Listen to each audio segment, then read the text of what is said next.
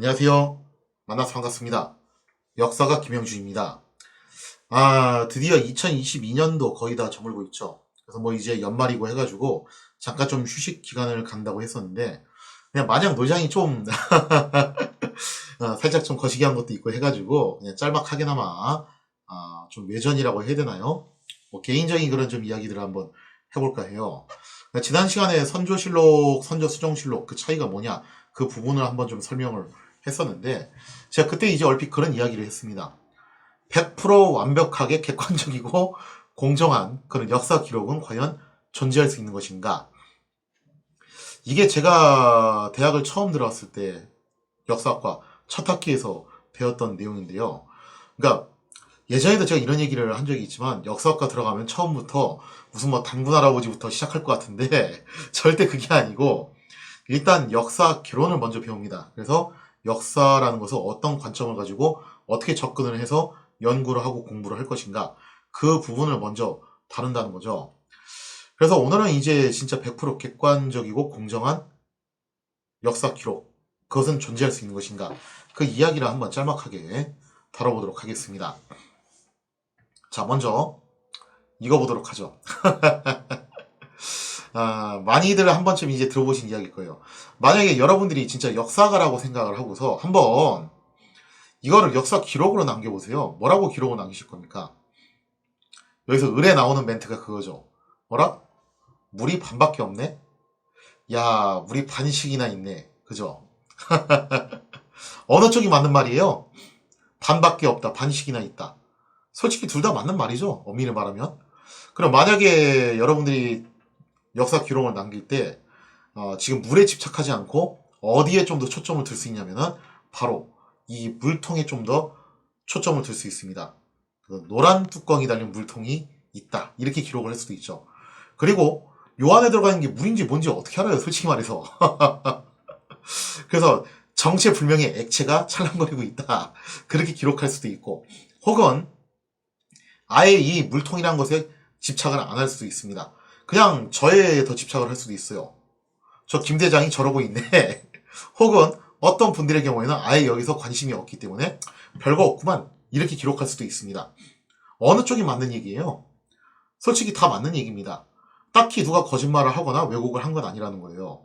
자, 그래서 역사라는 것은요, 굉장히 다양한 관점에 따라서 다양한 견해들이 나올 수가 있다라고 볼 수 있겠죠. 또 다른 예시를 하나 더 들려드리자면요. 제가 진짜 역사학과 들어가가지고 첫 수업, 이 얘기도 예전에 한번 한 기억이 있는 것 같은데, 한 번 더 이제 언급을 하자면은, 정말 이 첫 수업을 잊어버리기가 힘들어요. 보통 이제 대학은 3월 2일 날 개강을 하죠. 그리고 개강 당일날은 수업료 아깝기 싫이 그냥 인사만 하고 끝내는 경우가 왕왕 있습니다. 근데 저희 학과 교수님들은 굉장히 좀 이런 면에 있어서 타이트하셔가지고 첫날부터 수업을 나가시더라고요. 깜짝 놀랐어요. 그래서 어쨌든 이제 3월 1일, 3일절 날 쉬고 3월 2일 날에 계약하고 바로 첫 수업이 그날 들어갔었는데 그런데 이 3월 1일 날 그날 이제 굉장히 황사가 심하게 몰아닥쳤습니다. 그래서 저는 뭐 황사도 이렇게 심하게 몰아닥치는데 밖에 나와서 뭐 하겠냐 해가지고 방문 꼭 닫고 진짜 집안에만 있었어요. 그날 하루 종일. 그래서 별다른 일 없이 빈둥빈둥 거리다가 학교를 다음날에 갔었죠. 자, 그리고 나서 이제 첫 수업 날 교수님이 이런 얘기를 하시더라고요. 각자가 역사가가 됐다고 생각하고 한번 칠판에 나와서 어제 있었던 일을 한번 적어보라는 거예요. 자, 먼저 A라는 학생이 나왔습니다. 이 A라는 학생은 나와가지고 뭐라고 적었냐면은 그 전날 황사가 굉장히 심하게 왔기 때문에 바로 그 황사 이야기를 적었어요. 그래서 몇 년도 몇 월 며칠 황사가 굉장히 심하게 몰아닥쳤다. B라는 학생 그 전날이 사실 3.1절이죠. 그래서 3.1절을 맞이해가지고 역사학과 이제 본격적으로 공부를 하기 앞서서 뭔가 좀 이제 에너지를 충전할 목적으로 그날 이제 독립기념관에 갔다 왔대요. 그래서 자랑스럽게 이제 그걸 써놓은 거죠. 그 다음에 이제 C라는 학생 나와가지고 뭐라고 썼냐면은 아무 일도 없었다. 아주 그냥 패기 넘치게 아무 일도 없었다라고 기록을 했습니다. 셋 중에 누구 말이 맞는 것이냐? 자, 일단 황사가 전날 굉장히 심했던 건 맞죠? 그래서 황사 관련해가지고 기록을 남긴 거, 그거 역사적 사실 맞습니다. 그것도. 그 다음에 3.1절도 맞아요. 그래서 3.1절을 맞이해서 뭔가 행사를 했었다. 그것도 역시 틀린 기록은 아닙니다. 아무 일도 없었다. 그거 누가 썼냐면요. 그게 바로 저였어요. 제가 나가가지고 첫 수업부터 튀는 행동을 했는데 아무 일도 없었다. 아니 솔직히 제 입장에서는 정말 아무 일도 없었죠. 뭐 3.1절이라고는 하지만 딱히 나가서 내가 무슨 기념관에 갔다든지 행사를 갔다 봤다든지 그런 것도 아니고 황사가 몰아닥친 건 맞긴 한데 방문 꼭 닫고 집안에만 웅크리고 있었기 때문에 저한테는 별다른 영향이 없었습니다. 그리고 그날은 하루 종일 빈둥거리고 놀았기 때문에 정말로 아무 일도 없었어요. 그래서 아무 일도 없었다고 썼어요. 제가 거짓말했습니까? 제가 틀렸어요? 제가 역사 왜곡한 거예요? 아니잖아요. 저도 사실을 기록한 거라는 거죠. 셋 다 맞아요. 엄밀하게 말하면은. 그래서 역사적 사실이라는 것이 사실 좀 이런 오묘한 부분이 존재를 한다라고 볼 수가 있겠죠. 그래서 이제 초기에 근대 사학이 정립이 되면서 독일에서 이제 시작이 되죠. 근대 사학이 정립이 되면서 어떤 주장이 제기됐냐면은 역사가는 오로지 역사적 사실만 순수하게 기록으로 남겨야 된다라는 주의가 굉장히 그때 이제 확립이 됩니다. 그래서 모든 역사가들이 여기에 이제 집착을 하기 시작을 하는데 어느 날 여기서 의문을 제기하는 사람이 나오는 거예요. 어쨌든 사람이 기록을 하는 이상 그게 100% 순수하고 객관적이고 공정한 그런 기록이란 게 진짜로 존재할 수 있냐.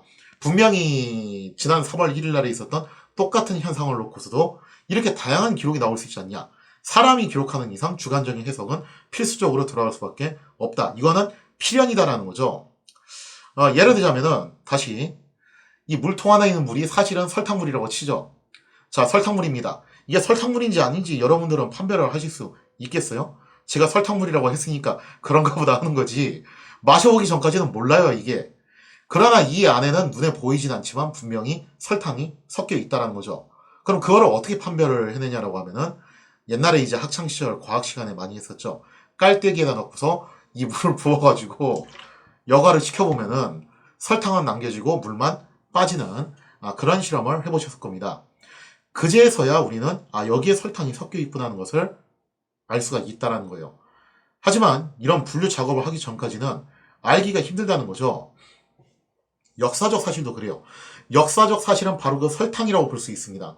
그리고 우리가 실제로 접하는 역사는 설탕물인 셈이죠. 설탕과 물이 섞여 있는 상황이에요. 어디까지가 설탕이고 어디까지가 물이냐를 반드시 구분할 필요는 있다라는 겁니다. 자, 그래서 오해하지 마세요. 100% 객관적이고 공정한 그런 역사적 기록은 존재하기 어렵다고 해서 그거를 추구하지 말라는 건 아닙니다. 당연히 역사가는 그걸 추구를 해야 돼요. 하지만 거기서 멈춰서는 안 된다는 거죠.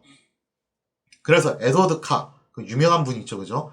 역사는 과거와 현재의 대화다 라는 말을 남기신 에드워드 카도 뭐라고 얘기를 했었냐면은 역사가한테 있어서 사실을 추구하는 것은 의무다라고 했어요. 당연히 해야 되는 겁니다. 역사 왜곡을 해서는 안 되죠. 황사가 왔는데 우박이 왔다고 쓴다든가 3.1절이었는데 광복절이라고 쓴다든가 그래서는 안 된다는 거예요. 그리고 그날 정말 이제 전 세계적으로 엄청난 이슈가 터졌는데도 불구하고 아무 일도 없었다라고 쓴다면은 그걸 뭐 거짓말을 했다까지는 아니지만 그것도 역사가로서의 자질이 좀 의심되는 부분인 건 확실해요. 그렇게 되면은. 그래서 역사적 사실을 추구하는 것은 의무입니다. 하지만 에드워드 칸은 뭐라고 얘기하냐면은 그게 의무이긴 하는데 미덕은 아니라는 거예요. 즉 역사가가 궁극적으로 추구해야 될 부분은 아니라는 거죠. 왜냐? 아무리 자신이 아주 공정한 마인드를 가지고 객관적으로 역사를 기술하려고 한다 한들 사람인 이상 자신의 시각이 조금은 묻어날 수밖에 없다라는 거예요. 그렇기 때문에 100% 순수한 순도 100%의 그런 완벽하고 객관적인 역사는 존재하기 어렵다라는 겁니다. 그런 기록물은 없다라는 거예요. 그러면은 우리가 기록을 다 믿지 말아야 되냐? 그건 아니라는 거죠. 그래서 중요한 게 다양성입니다. 즉 아까 전에 그 기록 A, B, C 세 사람의 기록을 다 조합을 해보면은 우리가 보다 좀 더 생생하게 그날의 역사를 알 수 있다는 거예요. 일단 A의 기록을 통해서 그날 황사가 심했다는 것을 알 수 있고 B의 기록을 통해서 3.1절 날이었다는 것을 알 수 있습니다. 그리고 C의 기록을 통해서 뭔가 좀 이제 그렇게 국가적으로 깜짝 놀랄 만한 이슈는 없었구나. 그렇게 좀 이제 우리가 짐작을 해볼 수 있다는 거예요. 그래서 이거를 교차 검증이라고 하는데 여러 개의 다양한 사료를 가지고, 물론 여기서 말하는 다양한 사료는 어느 정도 검증된 공신력이 있는, 그래도 객관성이 어느 정도 있다라고 판별되는 사료들을 얘기를 하는 거예요. 너무 엉터리는 안 되고, 그래서 적어도 이제 깔때기에 넣고 한번 걸러는 봐야 된다는 거죠. 이게 설탕물이 많은지 아닌지는. 그렇게 해서 어느 정도 이게 입증이 됐다라고 했을 경우에는 이것들을 서로 교차 검증을 시켜가지고 우리가 그날의 역사를 조금 더 생생하게 찾아볼 수 있다는 겁니다. 그래서 조선왕조실록에서 말하는 그 선조실록하고 수정실록, 이 두 가지가 같이 존재하는 것을 그렇게 이해하시면 돼요. 서인의 입장으로 쓴 기록, 그리고 동인의 입장으로 쓴 기록, 그리고 사관도 되게 여러 명이죠. 한 명이 아니고 그 여러 명의 사관들이 각자의 시점으로 기록한 기록들, 그거를 짜장 통일하듯이 하나로 통일해가지고 남겨놨으면은 이게 다양성이 사라지게 돼요. 그럼 우리는 한 가지밖에 볼 수밖에 없다는 거예요. 일면밖에 못 보게 되는데, 이것을 여러 개의 시각으로 봄으로써 좀 더 다양하고 풍부하게 역사적 사실에 접근을 할 수가 있다라는 겁니다. 그래서 최대한 관련 기록이 많으면 많을수록 좋아요. 하나로 통합되어 있을수록 사실은 좀 역사의 공정성이나 객관성을 해칠 가능성이 좀 높다라고 볼 수가 있겠죠. 그런 면에서 고려서가 확실히 좀 비판을 받게 되는 거고, 조선 왕조실록이 굉장히 고평가를 받는 부분은 바로 이런 부분이다라고 볼 수가 있겠습니다. 그래서 역사라는 것은 이렇게 다양한 시각을 가지고서 우리가 최대한 객관적인 사실을 유지하고 그것을 추구하기 위해서 노력을 하되, 그러나 항상 100% 객관적일 수 없다는 그런 함정도 인식을 하면서 접근을 해 나갈 때, 그때서야 비로소 우리는 보다 역사적 사실에 접근할 수 있다는 거죠. 그래서 끊임없이 역사적 사실과 대화를 나눠야 돼요. 이거 도대체 왜 그랬을까? 정말로 이랬을까? 다른 기록은 혹시 없을까? 이렇게 찾아보면서 역사적 사실에 대해서 먼저 질문을 던져야 됩니다.